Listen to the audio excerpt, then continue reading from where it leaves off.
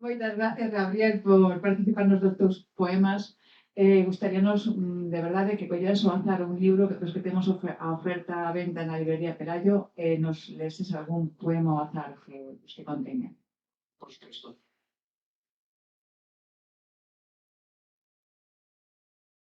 Que colliches? Aldea Viva, de Vicente Reboleiro. Moi ben, pois a ver que abriches por aí.